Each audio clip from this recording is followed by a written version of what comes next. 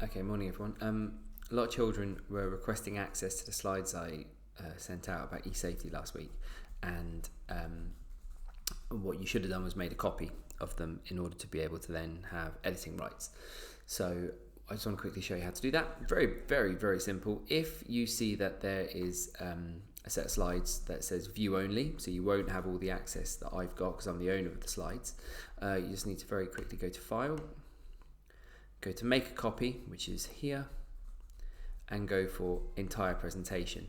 You can choose selected slides like so, and it's the ones that you've got highlighted like that, okay?